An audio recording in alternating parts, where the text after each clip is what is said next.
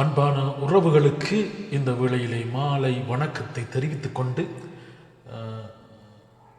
புதிய அத்தியாயம் சேனலிலே நாங்கள் இணைந்திருக்கிறோம். இந்தியாவினுடைய இந்த அண்மை காலமாக நடந்து கொண்டிருக்கின்ற உக்கிரமான தேர்தல் பிரச்சாரங்களை நாங்கள் பார்க்கின்றோம். உன்னிப்பாக நோக்கி கொண்டு இருந்திருக்கிறேன். உன்னிப்பாக அவைகள் எல்லாத்தையும் நான் பார்த்து கொண்டிருக்கின்றேன். பயங்கரமான பிரச்சாரங்கள் இன்று வரைக்கும் இன்றைக்கு நடந்து கொண்டிருக்கின்றது.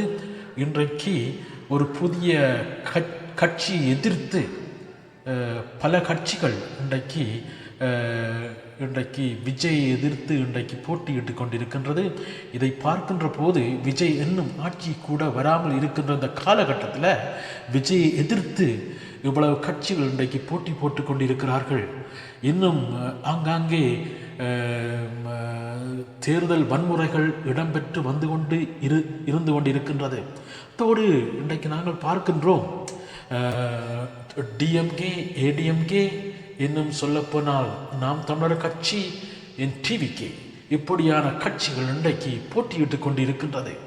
இன்றைக்கு மக்கள் கூடுதலாக டிவிகே பக்கம் இன்றைக்கு சாய்ந்து வந்து கொண்டிருக்கின்றார்கள். மக்கள் திரட்சி இன்றைக்கு எழுந்து கொண்டிருக்கின்றது. இந்த மூன்று கட்சிகளையும் எப்படியாவது வீட்டுக்கு அனுப்ப வேணும் என்ற, இரண்டு பெரிய கட்சிகளையும் வீட்டுக்கு அனுப்ப வேணும் என்ற அந்த நோக்கத்தோடு மக்கள் இன்றைக்கு விஜயினுடைய பக்கம், விஜய் என்கின்ற ஒரு மனிதருடைய பக்கம், அந்த உண்மையாக பார்க்க போனால் மக்கள் திரட்சியை பார்க்கும்போது எனக்கு விளங்குகின்றது, விஜயினுள் வைத்த அன்பு பாசத்தின் மூலமாகத்தான் இன்றைக்கு இவ்வளவு மக்கள் திரட்சி இன்றைக்கு வருகின்றது. அவர்தான் தங்களை பாதுகாப்பார், தங்களை பாதுகாப்பான ஒரு நல்ல ஆட்சிக்கு வழிநடத்தி செல்லுவார் என்ற அந்த நோக்கத்தோடு மக்கள் இன்றைக்கு திரண்டு கொண்டிருக்கிறார்கள், திரட்சியாக வந்து கொண்டிருக்கின்றார்கள், அமோகமான ஆதரவை கொடுத்து கொண்டிருக்கின்றார்கள். நான் தொடர்ச்சியாக இந்த வீடியோக்களை, இந்த யூடியூப் சேனலில் வருகின்ற எல்லாவற்றையும் நான் பார்த்துத்தான் இன்றைக்கு நான் இதை பற்றி சொல்லிக் கொண்டிருக்கின்றேன். இன்றைக்கு சில பேர் இன்றைக்கு பொய்யான தகவல்களை இன்றைக்கு சொல்லிக் கொண்டிருக்கிறார்கள். டிஎம்கே சொல்லிக் கொண்டிருக்கிற தாங்கள் தான் ஆட்சிக்கு வருவார்கள் என்று சொல்லி, ஏடிஎம்கே சொல்லிக் கொண்டிருக்கிற தாங்கள் தான் ஆட்சிக்கு வருவார்கள் என்று சொல்லி, இன்னும் சொல்லப்போனால் என்டிகே சொல்லிக் கொண்டிருக்கிற தாங்கள் தான் ஆட்சிக்கு வருவார் என்று சொல்லி, என்டிஏ வரைக்கும் ஒரு சீட்டு கூட பெற்றதில்லை. இன்றைக்கு தாங்களும் ஆட்சிக்கு வருவார் என்று சொல்லிக் கொண்டிருக்கிறார்கள். இன்றைக்கு நம்முடைய சில தமிழர்கள் இன்றைக்கு என்டிகே தலைவருக்கு பின்னாலே போய்கொண்டிருக்கின்றார்கள். நான் இன்றைக்கு என்டிகே தலைவருடைய வீடியோவையும் இன்றைக்கு நான் ஸ்டாலினுடைய வீடியோவை இன்றைக்கு போடப்போகின்றேன். இதை பார்த்த பின்பாவது நீங்கள் யாருக்கு ஓட்டு போடுவீர்கள் என்பது உங்களோட மனச்சாட்சி உங்களுக்கு தொட்டு சொல்லும். இதை பார்த்த பின்பு உண்மையாக இப்படியானவர்களுக்கு உங்களுடைய பொன்னான ஒரு ஓட்டையும் போடுவீர்கள் என்று சொல்லி சொன்னால், இன்னொரு 5 ஆண்டுகளுக்கு ஒரு சாபக்கேட்டை தான் நீங்கள் அனுபவிக்க போகிறீங்க. மக்கள் இந்த மிருகங்கள் என்று நான் மிருகங்கள்னு சொல்கிற ஆக்களை நம்மளுக்கு புரிந்து கொண்டிருக்கும்னு நினைக்கிறேன். இந்த வீடியோவை பார்த்துவிட்டு நீங்கள் எனக்கு அதை பற்றி உங்களுடைய கமெண்டிலே நீங்கள் போட்டுக்கொள்ளுங்கள். ஏனென்று சொல்லி சொன்னால் சரியான உண்மையான செய்யத்தான் நான் இந்த விடயத்திலே நான் சொல்லியிருக்கின்றேன். எல்லா தேர்தல் பிரச்சாரங்களையும் இன்னும் இற்ற வரைக்கும் நான் பார்த்து அதை வைத்துக்கொண்டு, அதை கணித்து கொண்டு தான் நான் இன்றைக்கு சொல்லுகின்றேன்.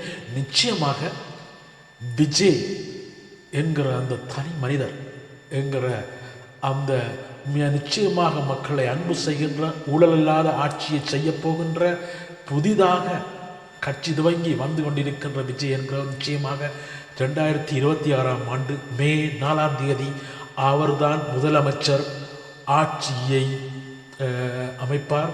அவருக்குள்ளதான் தமிழ்நாட்டிலே அரசாங்கம் நடக்கப் போகின்றது. அது நிச்சயமாக நான் இன்றைக்கு அடித்து சொல்லுகின்றேன். விஜய் தான் இன்றைக்கு 2026ஆம் ஆண்டு மே மாதம் 4ஆம் தேதி ஆட்சி அமைக்கிறார்.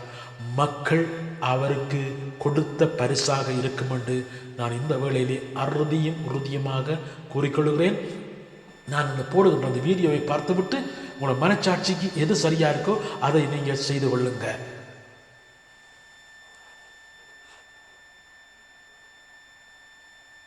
நான் வர்றதுக்கு முன்னாடி பிரபாகரன் எல்லாம் பயங்கரவாதி தானே.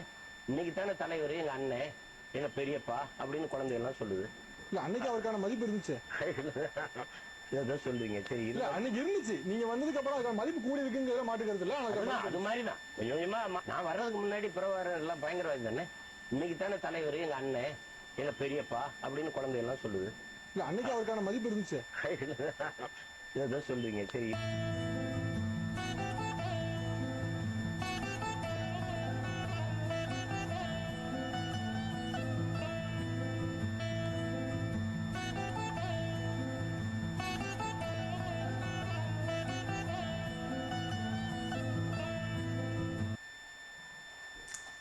இந்த வீடியோவை நான் பார்த்திருப்பீர்கள் என்று நான் நினைக்கிறேன். இப்படியாப்பட்ட மனிதர்கள் எப்படி மக்களை அரவணைக்கிறார்கள் என்று உங்களுக்கே தெரிகின்றது. இவருடைய 5 வருஷ ஆட்சியிலே இப்படித்தான் மக்களை கொடுமைப்படுத்தி துன்பப்படுத்தி சாகடித்து இப்படியான செயல்பாடுகளில் இன்றைக்கு ஈடுபட்டிருக்கிறார்கள். ஈடுபட்டபடியால் தான் இன்றைக்கு மக்கள் வேணாம் என்று சொல்லி தூக்கி எறிந்து கொண்டிருக்கின்றார்கள். அந்த அந்த அப்படியான காட்சிகளை நான் என் கண்முன்னாலே பார்க்கக்கூடியதாக இருக்கின்றது. இன்னும் சொல்லப்போனால் மக்கள் அனைவரும் வெறுப்பு உணர்ச்சியிலே இருந்து கொண்டிருக்கின்றார்கள். மக்கள் ஒரு புதிய அத்தியாயத்தை நோக்கி நகர்ந்து கொண்டிருக்கின்றார்கள். புதிய மாற்றத்தை நோக்கி நகர்ந்து கொண்டிருக்கின்றார்கள். தங்களுக்கு விஜய் தங்களுக்கு கிடைத்த ஒரு கிஃப்டாக ஒரு மாற்று தலைவராக மக்கள் இன்றைக்கு பார்த்து கொண்டிருக்கிறார்கள், கொண்டாடி கொண்டிருக்கிறார்கள். மக்கள் திரட்சியாக வந்து கொண்டிருக்கின்றது.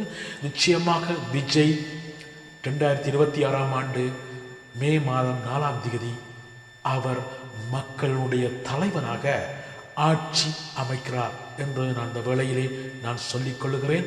இந்த முடிவை நீங்கள் நிச்சயமாக பார்ப்பீர்கள். நன்றி, வணக்கம்.